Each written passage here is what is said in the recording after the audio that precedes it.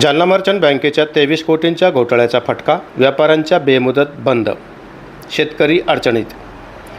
जालना कृषी उत्पन्न बाजार समितीमधील व्यापाऱ्यांचे कोट्यवधी रुपये मोतीराम अग्रवाल जालना मर्चंट कोऑपरेटिव्ह बँकेमध्ये अडकले असल्याने मोठा आर्थिक पेच निर्माण झाला आहे। या पार्श्वभूमीवर बाजार समितीमधील व्यापाऱ्यांनी आजपासून बेमुदत बंद पुकारला आहे। परिणामी शेतीमाल विक्रीसाठी येणाऱ्या शेतकऱ्यांना मोठा फटका बसत असून हमाल वर्गही हतबल झाला आहे। बाजार समितीमधील शेतकऱ्यांकडून विक्री झालेल्या शेतीमालाचे पैसे 24 तासांमध्ये देणे बंधनकारक आहे। मात्र व्यापाऱ्यांचे पैसेच जालना मर्चंट बँकेमध्ये अडकून पडल्याने त्यांच्याकडे व्यवहार करण्यासाठी सध्या पैसे उपलब्ध नसल्याचे व्यापाऱ्यांचे म्हणणे आहे। त्यामुळे व्यापाऱ्यांनी तातडीने व्यवहार बंद ठेवण्याचा निर्णय घेतला आहे। दरम्यान 23 कोटींच्या घोटाळ्यामुळे संबंधित बँक सध्या चर्चेत असून आर्थिक गुन्हे शाखेमार्फत सखोल चौकशी सुरू आहे। या प्रकरणामुळे व्यापारी अडचणीत आले आहेत, तर दुसरीकडे शेतकऱ्यांचे पैसे अडकण्याची भीतीही निर्माण झाली आहे। या बंदमुळे बाजार समितीमधील व्यवहार पूर्णपणे ठप्प झाले आहेत।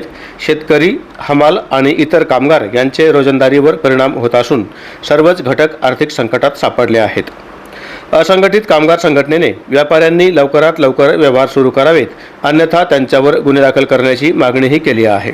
तर बाजार समिती प्रशासनाने परिस्थिती नियंत्रणात आणण्यासाठी प्रयत्न सुरू असल्याचे सांगितले आहे।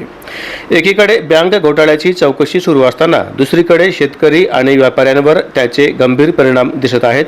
आता प्रशासन या परिस्थितीतून मार्ग कसा काढते याकडे सर्वांचे लक्ष लागून राहिले आहे। आज मोंढ्यात संप सुरू आहे आणि संपामुळे मार्केट कमिटीचं नुकसान होतं आहे, तिकडे शेतकऱ्यांचं पण नुकसान होतं आहे, कामगारांचं पण नुकसान होतं आहे।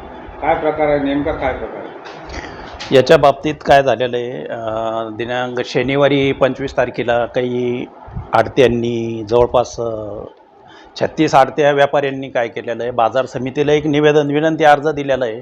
निवेदन दिलेलं आहे की त्यांच्या व्यवहाराकरता त्यांचे मर्चंट बँकेमध्ये खाते होते, जालना मर्चंटमध्ये, आणि सदर आता बँकेवर RBIचे निर्बंध आल्यामुळे सदर त्यांचे आर्थिक व्यवहार करण्यास त्यांना अडचण येते।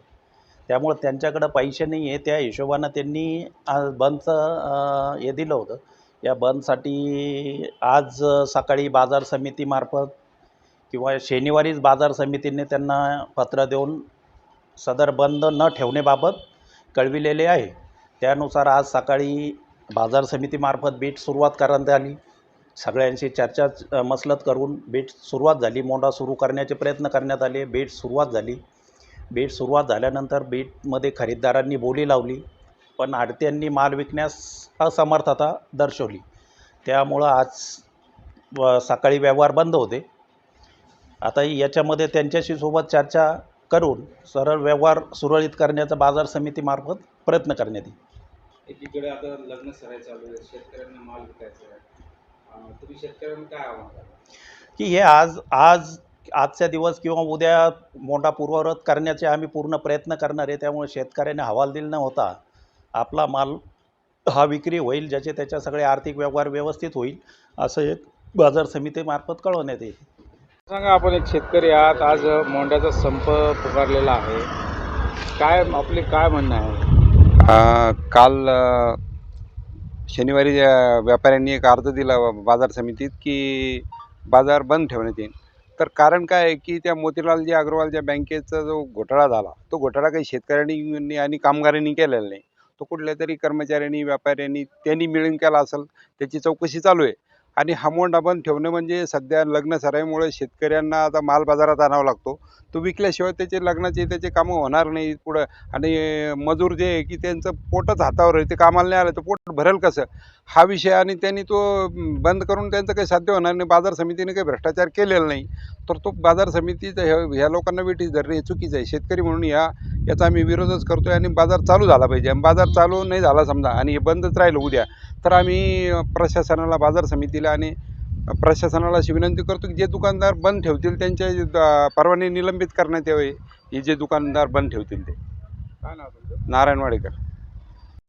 कल 5 बजे हम सचिव साहब के पास में गए थे कि भाई कुछ व्यापारियों ने यहाँ के मर्चेंट बैंक के विषय में कुछ उन्होंने निवेदन दिए कि बाजार समिति बेमुद्दत बंद रहेंगी। तो हमको जैसा मालूम गिरा, मैं सचिव साहब से जाके बात कर, हमारा साहब कल सोमवार का क्या है, बंद है क्या? तो उन्होंने बोले भाई हमने उनको बंद को एक्सेप्ट नहीं करे। बोले हमने उनको बोले कि भाई तुम तुम्हारे लेवल पे कुछ भी करो। हमारा बोलना ये आ रहा कि बाजार समिति जो यहाँ के व्यापारियों ने जो बंद रखे जो मर्चेंट बैंक का जो घोटाला है वो घोटाले से हमारे कामगार को लेना देना है ना हमारे शेतकरी को लेना देना है। हम हाथ पे के लोग हैं, हम काम करेंगे तो खाएंगे। हमको आने जाने को 150 रुपये पेट्रोल पानी को लगता, कोई व्यापारी हमारे कामगार को 150 रुपये देता नहीं आने जाने को। अब ये काम भी बंद रखेंगे तो हमारा कामगार खाएंगा क्या? हमारा बोलने का मतलब आ रहा, जिसने भी कर्जा उठाया, जिसने भी कर्जा दिया, तुम 5-25 दुकान है, तुम तुम्हारे बंद रखो ना। तुम्हारे वजह से दूसरे दुकान बंद रख के तुम शेतकरी का और कामगार का नुकसान क्यों कर रहे? एक तो लगन सरा है, शेतकरी परेशान है, उसके भाव को माल को भाव नहीं है, वो बेचारा परेशान है। और ऊपर से ये लोग बेमुद्दत मार्केट बंद करके यहाँ कामगारों को और शेतकरियों को ये परेशान करना चाहते हैं। हमारी यही बोलना है कि जिलाधिकारी साहब से कि इन्होंने आज का दिन तो छोड़ो, मगर कल से इन्होंने मार्केट चालू करना, और कभी मार्केट चालू नहीं करे कि जो भी व्यापारी ने बंद कराऊंगा तो इनके ऊपर तातड़ी ने जिलाधिकारी साहब ने इनके ऊपर गुना दाखिल करना। क्या नाम है आपका? शेख शमशुद्दीन, असंगठित कामगार कांग्रेस जिला अध्यक्ष, जालना।